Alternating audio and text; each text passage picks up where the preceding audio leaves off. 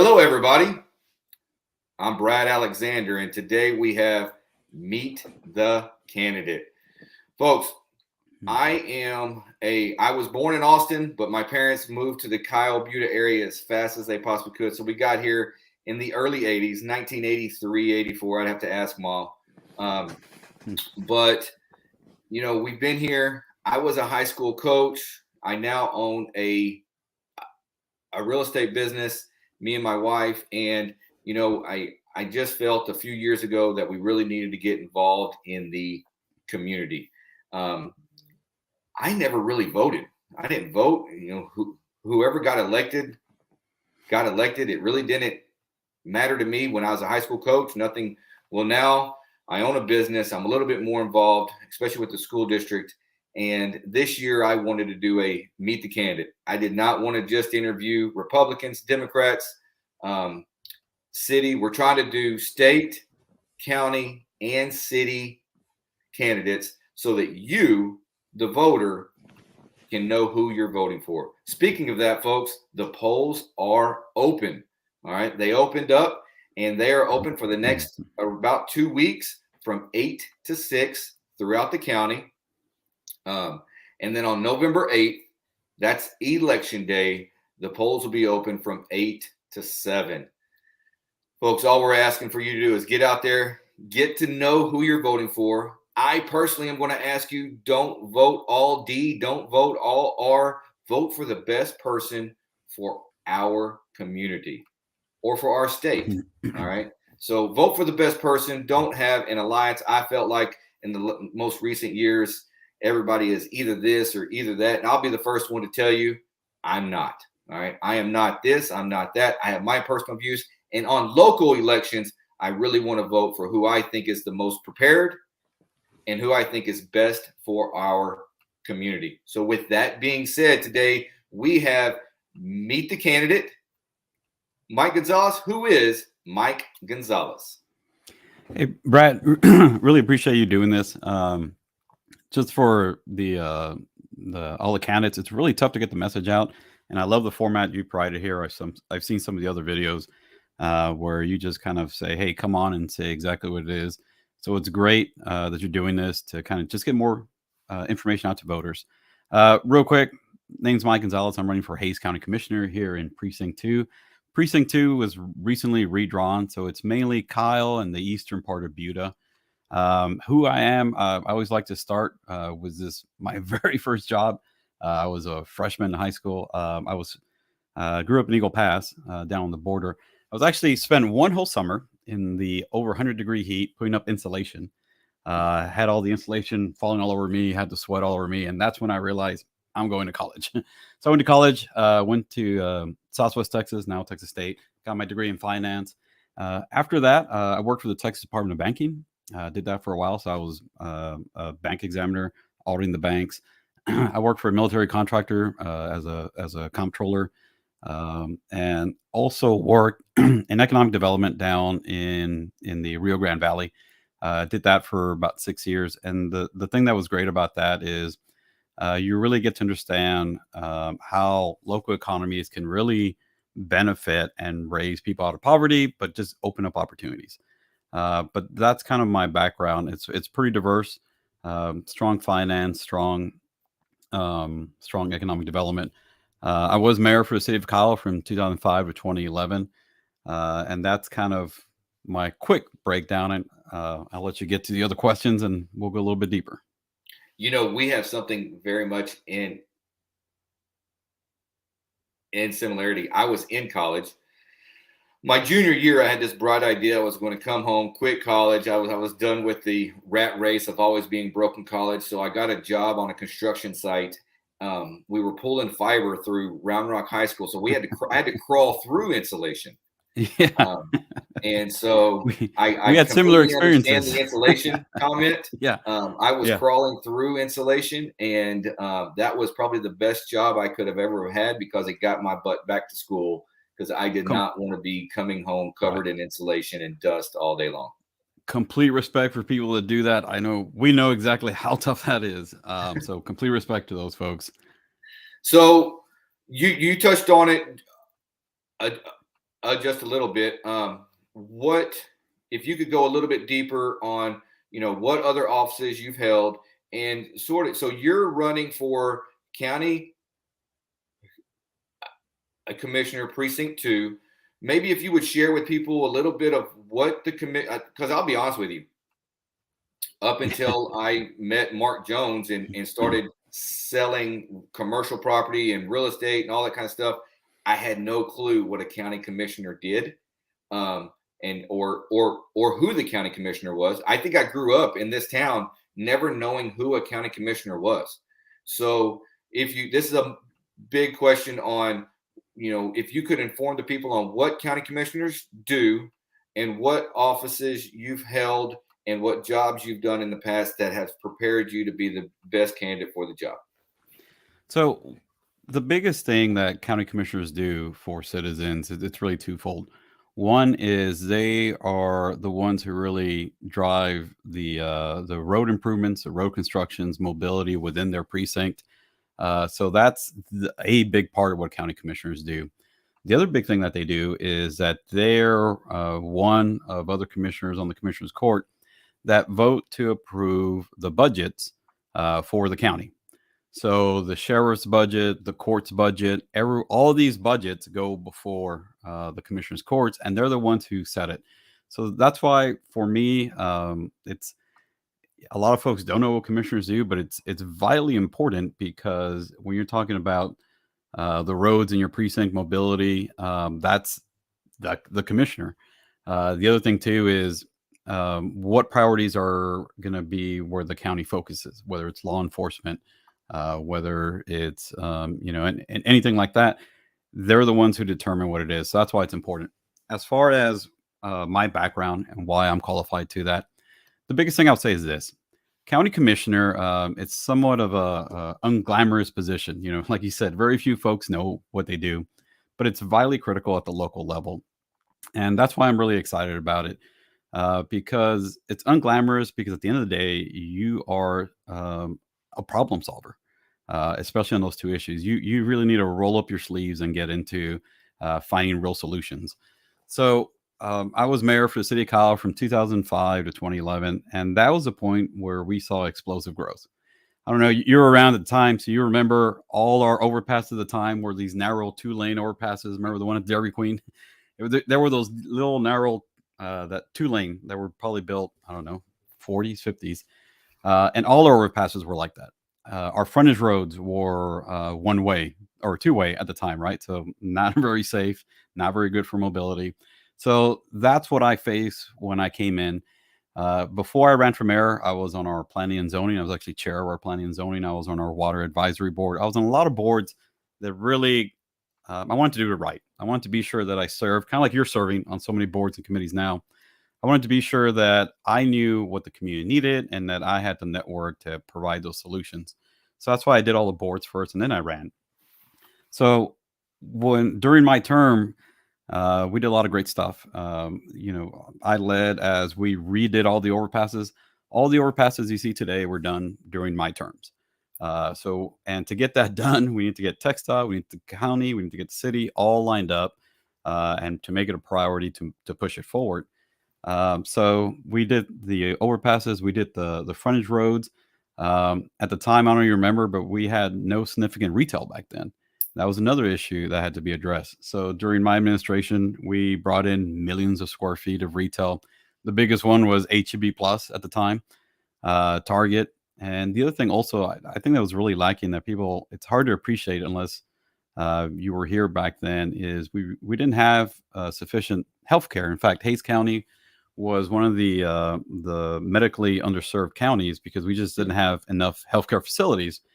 So again, when I was mayor, we led to bring in Seton Hospital, and the way we did it was very unique, and it was able to secure them coming in, sooner rather than later, and that was kind of my background. So I think what makes me really super qualified for this is just that experience of actually doing the roads. That's why I wanted to run again. A lot of the issues that I saw before I ran for mayor, the infrastructure, the mobility, how fast we were growing, the lack of some infrastructure, I see again but this time at our precinct. So just like when I ran for mayor, a lot of that infrastructure that we built up is existing now, and it's pretty much laid the foundation for what we have now. I see the opportunity again to really address it hands-on and really leverage the network I have at TxDOT, the network I have with the county, the experience I have about actually getting these projects done. We have a lot of projects, a lot of roads on the east side. Some of these corridors, FM 150 is a great example, where we have multiple jurisdictions that have to cooperate to get that done in a very effective way. The city has to come in, the county has to come in, TxDOT has to come in. So all these different layers have to agree on what the plan is. Commissioners' terms are really short. They're 4 years, right? So those 4 years go by really fast. So I really passionately feel that I have the experience to hit the ground running and start getting the results for working families sooner, and not spend a good chunk of the first term learning. And that's, I think the biggest reason why I wanted to run is just, again, leverage the experiences and the leadership that I've used before to really serve working families so that we keep this community a great place to live. Absolutely. Let's talk a little bit about precinct 2. So you said that the precinct was redrawn. The previous precinct, right, or the current precinct 2, the county commissioner is Mark Jones. Correct. I believe. That line got drawn. So I'm going to ask you in a couple of seconds where that line is now. So who are the people that you will be representing and who can vote for you?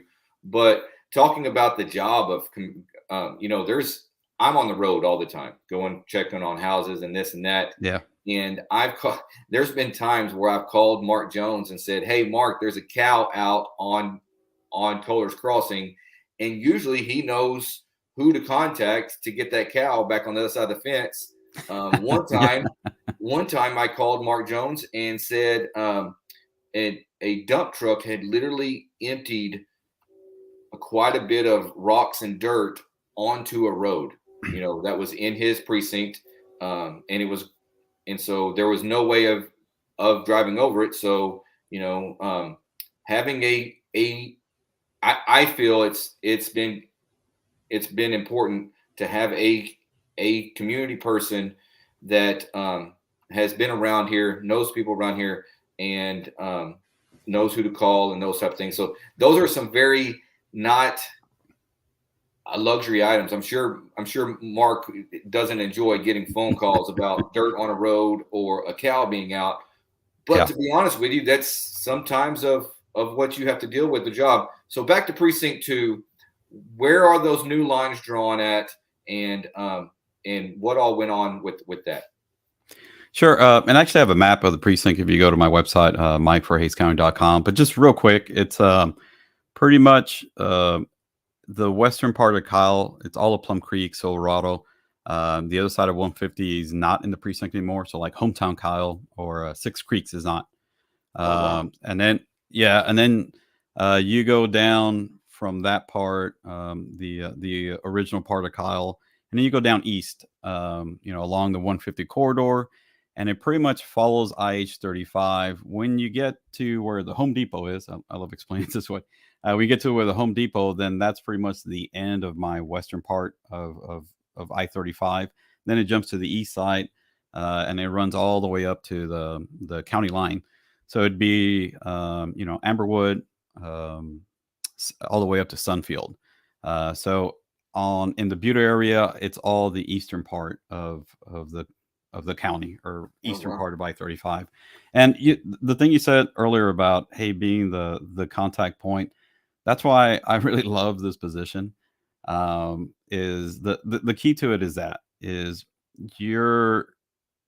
when citizens have an issue, you should be the point of contact, right? They shouldn't be directed to 100 different departments within the county. They should just call you and say, hey, fix it. It's funny, when I was mayor, I always went by Mayor Mike. And some of the developers that would come in would kind of smile, like, why do you go by Mayor Mike instead of like a more formal title? And the reason why I love that is pretty simple. It's like, I see myself as kind of just the chief citizen, but really just as a public servant. And I love that title, just Mayor Mike, because there was a casualness to it. And I always wanted folks to feel that you can call me when there's something issue like that, like what you mentioned. Great example. Instead of someone saying, hey, someone should fix it, you knew exactly who to call. That was their one point of contact. And then they find the right person to get it fixed. I think the more we do as a community, just the better everything goes for everybody. So it was a newly drawn precinct. I really love it because, I've said this often. At the core, when you look at it, it follows right along the corridor. At the very core, it's working. It's just working families, that are wanting to have a better life. They want a safe community. They want their kids to have a great environment to grow up in. So that's what I'm excited is really providing the priorities that working families really want from their county government and from their local government. And when I left this town to go off to college, I think the population was 4,000 or 5,000 people. Dairy Queen was the only place to eat. That was in 1996, and then I come home in 2008 to raise a family. And there's still some of us that remember the 1990 Kyle Buda area, to where you didn't go through a bunch of chain of command. You just called somebody up or saw them at the coffee shop, and it got taken care of. It wasn't. So I personally like, and I've told people, if you're going to run for office in this community and you would like my support, number one, we are the fastest growing county in the nation. Right. So we have to start doing something with the infrastructure, but can we do it smart to where we can still keep, I think one of the city council guys running, Round Rock, Lockhart's done a really good job. Those places that used to be small towns, they're growing. Round Rock's grown, but Round Rock kept, they have their highway corridor, but their downtown vibe is awesome. And so keeping that stability within our towns, but yet still building the roads, water. Hey, this day and age, fiber. We need fiber. I mean, we need Wi-Fi to do the things that we're doing right now. And so I appreciate you coming on here and expressing us who you are and what qualifies you for all this. Is there anything else you would like to add before we end this? Sure, you bet. The biggest thing, just as we outline, the commissioner is really it's really a working position, because you have to put in work. You have to kind of be, in my opinion, you have to be really qualified for it. You kind of have to know the basics of how to get it done. And I would just say that there is a pretty stark difference in experience and leadership and background between myself and my opponent. I would really encourage everyone to look at what the resumes are. Because again, these 4-year terms go by really fast. When you mentioned when you're driving around the city and you're backed up in traffic, you kind of need someone who's going to be able to address that now, rather than, trying to figure out how to address it. So what I would really just ask everyone is, again, I feel I'm very qualified for the position, very qualified to get the results. And again, the differences between myself and my opponent, pretty stark when it comes to the background and experience and the results we're going to get for the working families here in Precinct 2. So that's all I would say is, my website, again, mike4hayscounty.com. You can always call me. You can always text me. I always welcome talking to citizens, but really review the backgrounds. I think that is so big for this position, and it's really going to shape the next 4 years for our precinct as far as how mobility and safety kind of take form over that time. That sounds great. And once again, thank you so much for taking the time out of your day. I know y'all are busy holding up signs all over town, going to polls, we're doing it all, knocking on doors, doing all those types of things. And so thank you so much for your time. Once again, everybody, the polls are open. So go to the polls. At the least amount, please vote. But do more than just vote. Get to know the candidates, go to their websites, and don't, please, I'm asking you, don't just vote for, because I'm voting for all of this group or all of that group. Do your homework, study, and vote for the person that you think is the best for our community, because we are the fastest growing county in the state of Texas, in the nation, and county commissioner is going to be play a huge role, in my opinion, on how we deal with that growth. And so it doesn't take 30 minutes to get from West Kyle to East Kyle, or East Kyle to West Kyle, that type of thing. So with that being said, folks, please get out and vote. And Mike, thank you so much for your time, and we will see y'all next time. Sounds good. Take care, Brett. Thank you, bud.